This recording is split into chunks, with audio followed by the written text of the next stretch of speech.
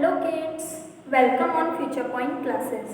Kids, today we will discuss about tides. Kids, in Hindi, tides means jowar. Tides means jowar. Okay? Children, the earth appears blue from the space. अर्थ हमें space से blue colour का नजर आता है. Why? Because more than 70% of its surface is covered with water. क्योंकि अर्थ का 70% surface पानी से घिरा हुआ है. ठीक है, जिसकी वजह से हमें स्पेस से ब्लू कलर का नजर आता है. इसी वजह से हम अर्थ को क्या कहते हैं? Blue planet. Now children, next we will discuss about tides. अब हम टाइड्स के बारे में पढ़ेंगे कि टाइड्स है क्या. Children, every 12 hours or so, sea water rises and falls back. This periodic rises and falls of water is known as tide. Okay? So children, for suppose this is land, ये क्या है? Land, and this is sea. Okay? So हर 12 घंटे में जो सी का जो level है वो क्या होगा? किसी समय, ठीक है, हाई रहेगा, ऊंचा रहेगा, और किसी समय में ये जो सी लेवल है क्या रहेगा? लो. ठीक है, तो टाइम पर सी का जो लेवल है इसका उभरना, ठीक है, मतलब सी लेवल का बढ़ना और घटना, इसे हम क्या कहेंगे? Tides. Okay. Now children, tides are of two types. Tides कितने तरह के हैं? दो तरह के. ठीक है, टाइड्स कितने टाइप्स के हैं? Two types. Okay. So first one is known as high tide and second one is known as low tide. Okay, high tide and low. Now first we will discuss about high tide. High tide क्या है? When the water level rises, this is known as high tide. Okay? So अभी मैंने आपको बताया था this one is land and this one is sea. Okay? तो जब water level क्या हो जाएगा? बढ़ेगा, ठीक है, उसे हम क्या कहेंगे? high tide. Okay? और जो low tide है वो high tide के क्या है? just opposite है. ठीक है? So when the water level falls back, ठीक है, या फिर वाटर लेवल लोएस्ट पॉइंट की तरफ जब जाएगा उसे हम क्या कहेंगे? Low Tide. फॉर एग्जांपल ये आपका लैंड है and this one is C. Okay. So यहाँ पर जो वाटर लेवल है वो क्या हो रहा है? कम हो गया. पानी का जो स्तर है वो क्या हो गया? कम हो गया. तो this one is known as low tide. High tide में क्या होगा? वाटर लेवल बढ़ जाएगा, ठीक है, और लो टाइड में वाटर लेवल क्या हो जाएगा? कम हो जाएगा. Now children, how tides are formed? ये जो tides हैं ये कैसे बनते हैं इसके बारे में हम डिस्कस करेंगे. Children, the tides are primarily caused due to the gravitational force of the moon. ठीक है, tides होने का मेन कारण क्या है? मून का ग्रेविटेशनल फोर्स. ग्रेविटेशनल फोर्स या फिर pull of the moon. Okay. So gravitational pull means क्या है? गुरुत्वाकर्षणी जो खिंचाव है, ठीक है, मून के बीच. मून का जो गुरुत्वाकर्षणी खिंचाव है या ग्रेविटेशनल पुल है, इसके कारण क्या आते हैं आपके? टाइड्स. ठीक है, तो टाइड्स होने का मेन कारण क्या है? मून का ग्रेविटेशनल पुल या फिर फोर्स. सो चिल्ड्रन, यहाँ पर हम एक टर्म का इस्तेमाल कर रहे हैं, ग्रेविटेशनल पुल या फिर फोर्स. तो सबसे पहले हमें इसके बारे में पता होना चाहिए कि ग्रेविटेशनल पुल और फोर्स क्या है. Children, in universe any object और things attract towards with each other. Universe में, ब्रह्मांड में जितने भी ऑब्जेक्ट्स हैं या चीज़ें हैं वो सभी एक दूसरे को क्या करती हैं? अपनी तरफ खींचती हैं. ठीक है, तो इस फोर्स को हम क्या कहेंगे? Gravitational force. तो ये जो ग्रेविटेशनल फोर्स है ये हर एक ऑब्जेक्ट, दो ऑब्जेक्ट्स के बीच में क्या है? आपका ग्रेविटेशनल फोर्स. ठीक है, जो भी ऑब्जेक्ट में क्या है? मास है, ठीक है, उनके बीच में क्या होगा? Gravitational force. ठीक है, तो जैसे कि आप लोग हो और आपके आसपास जो चीज़ें हैं जिनमें क्या है? मास है, तो आपके और उन चीज़ों के बीच में भी क्या है? Gravitational force. ओके. सो यहाँ पर टाइड्स होने का मेन कारण क्या है? मून का ग्रेविटेशनल फोर्स. ओके. कैसे ये जो ग्रेविटेशनल फोर्स है, ठीक है, काम करता है, इसके बारे में हम डिस्कस करेंगे, ठीक है।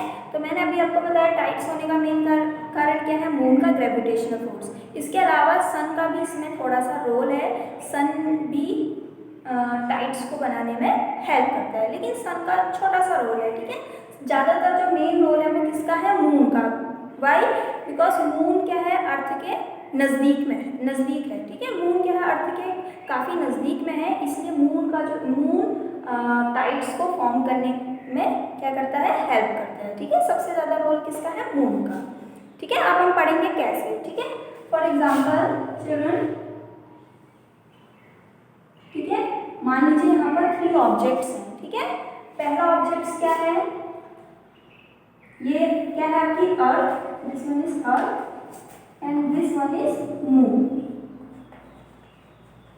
ठीक है। ये क्या है, अर्थ और ये क्या है, मून, ठीक है। तो यहाँ पर आप मान लो कि 3 ऑब्जेक्ट्स हैं, ठीक है। पहला ऑब्जेक्ट जो अर्थ का राइट साइड का जो ओशन है, ठीक है, ये जो राइट साइड का ओशन है, ठीक है, ये है ना।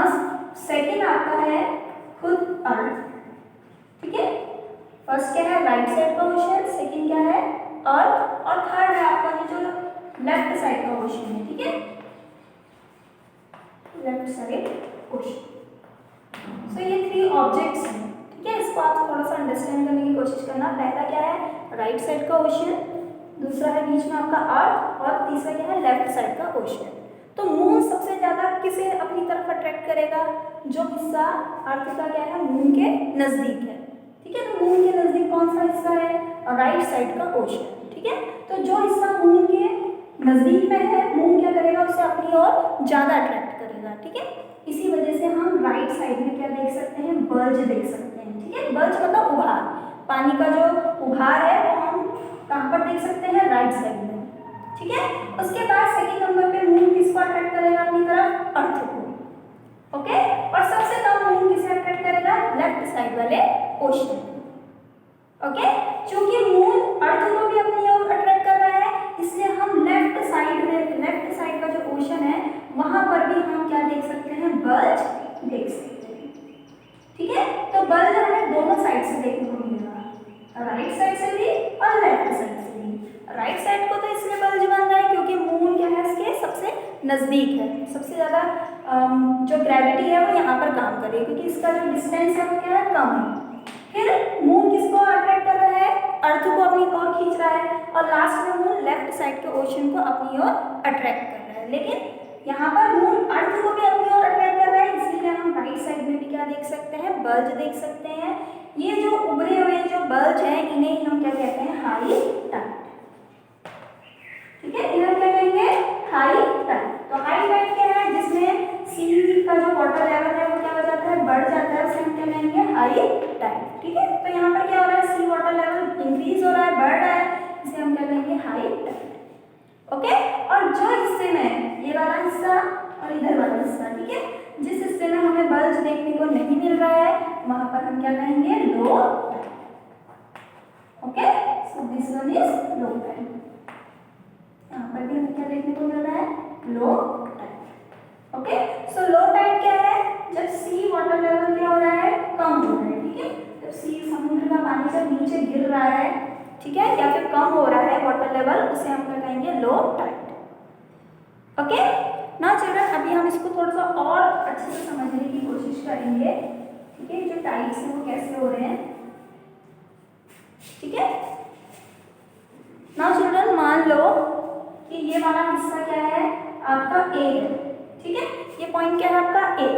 तो जब आप 6 आवर्स बाद, आपको पता है कि अर्थ क्या करती है, अपने आप में भी क्या करती है, रोटेट करती है ना। तो 6 आवर्स बाद क्या होगा, ये जो ए पॉइंट है यहाँ पर पहुंच जाएगा, है ना। तो यहाँ पर हमें क्या देखने को मिलेगा, ज़्यादा मतलब हाई टाइड देखने को मिलेगा।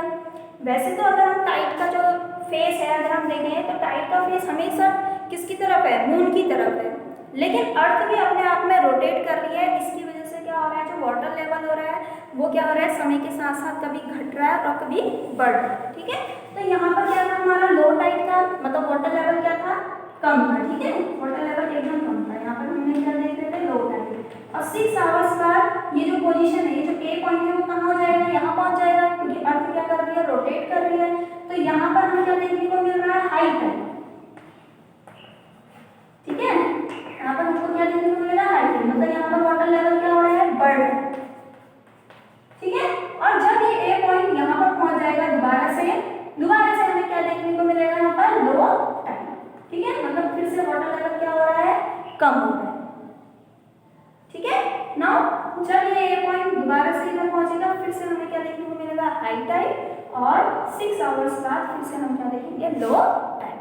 ठीक है, तो एटलीस्ट 12 आवर 25 मिनट्स में ये जो आपका टाइड है ये क्या हो रहा है, फॉर्म हो रहा है। ठीक है, तो हर 6 घंटे में आप देख रहे हो कि लो टाइड से किस में जा रहा है, ये हाई टाइड में, हाई टाइड से दोबारा से लो टाइड में, लो टाइड से फिर से हाई टाइड में, और हाई टाइड से फिर से लो टाइड में।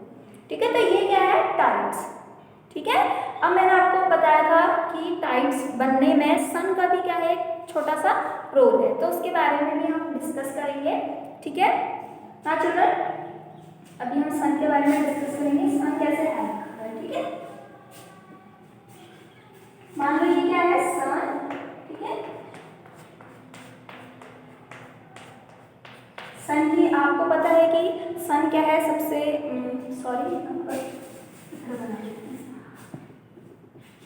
This one is moon. ये है हमारा सन।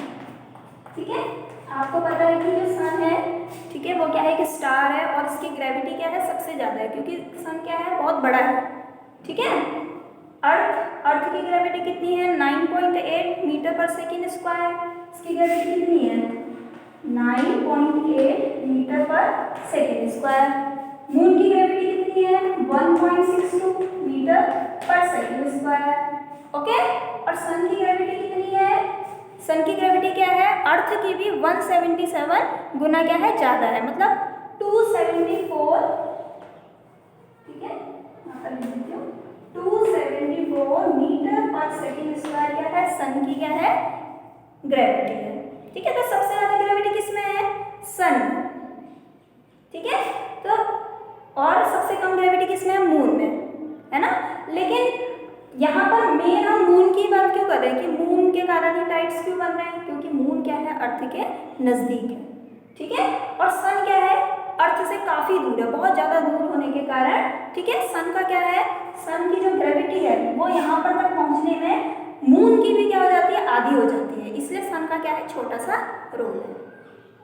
ठीक है, तो अगर हम देखें तो मून की ग्रेविटी कितनी है, 274 मीटर पर सेकेंड स्क्वायर, लेकिन ये क्या है, बहुत ज़्यादा दूर है अर्थ से, इसलिए इसकी ग्रेविटी मून की ग्रेविटी के भी आधे का आधा हो रह जाती है। ठीक है, इस वजह से सन का क्या है, एक छोटा सा रोल है, क्योंकि आपको पता है कि हर एक ऑब्जेक्ट एक दूसरे को क्या कर रहा है, अपनी ओर अट्रैक्ट कर रहा है। ठीक है, ग्रेविटेशनल फोर्स उसमें काम कर रहा है, तो जो सन है, सन भी मून को अपनी ओर अट्रैक्ट कर रहा है ना, और अर्थ को भी अपनी ओर अट्रैक्ट कर रहा है। ठीक है, मून और अर्थ आपस में एक दूसरे को क्या कर रहा है, अट्रैक्ट कर रहे हैं, तो ये तीनों क्या कर रहे हैं, आपस में एक दूसरे को अट्रैक्ट कर रहे हैं, मतलब इन तीनों के बीच में क्या काम कर रहा है, ग्रेविटेशनल फोर्स। ओके, लेकिन सन क्या है, बहुत ज़्यादा दूर है, इस वजह से जो सन है उसका क्या, सन की जो ग्रेविटी है वो यहाँ पर क्या हो जाती है, कम हो जाती है, जिसकी वजह से मून का जो रोल है वो बढ़ जाता है। ठीक है, मतलब जो टाइड्स है उसके मेन होने का कारण क्या है, मून। ओके, सो चिल्ड्रन, यहाँ पर मुझे लगता है आपको ये जो मेन टॉपिक है यहाँ पर आपको समझ में आया होगा कि कैसे, मतलब मून के कारण क्या बनते हैं, टाइड्स बनते हैं। ओके, तो आपका जो चैप्टर है उसमें सिर्फ मून के बारे में दिया है, लेकिन आपको थोड़ा बहुत सन के बारे में पता होना चाहिए। लेकिन चिल्ड्रन, आपको एक चीज़ और ध्यान में रखनी है, जब न्यू मून या फिर फुल मून होते हैं तब टाइड्स हमें और भी ज़्यादा, जो हाई टाइड्स हैं वो हमें और भी ज़्यादा हायर नज़र आते हैं, और जो लो टाइड्स हैं वो और भी लो हो जाते हैं। ठीक है, कौन से, उसमें जब फुल मून और न्यू मून बनता है, आपको फुल मून और न्यू मून आप पढ़ चुके हो कि न्यू मून क्या है, जब मून किसके बीच में रहता है, सन और अर्थ के बीच में रहता है, तो जिस हिस्से में लाइट नहीं पड़ पाती है उसको हम न्यू मून कहते हैं, ना। तो न्यू मून और फुल मून में हमें टाइड्स और भी ज़्यादा हाई देखने को मिलते हैं। देखो, हाई टाइड तो ऑलरेडी है, टाइड्स तो ऑलरेडी बन रहे हैं। ठीक है, लेकिन जब ये इसके बीच में रहेगा, ठीक है, मून जब अर्थ और सन के बीच में, तब आपको ज़्यादा टाइड, ये जो हाई टाइड है और भी ज़्यादा आपको ऊंचे नजर आएंगे। ठीक है, मतलब ये जो वाटर लेवल है ये और भी ज़्यादा आपको इंक्रीज मिलेगा। ठीक है, ये water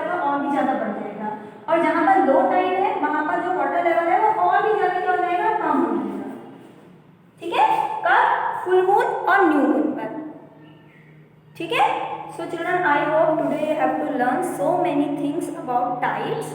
So thank you children.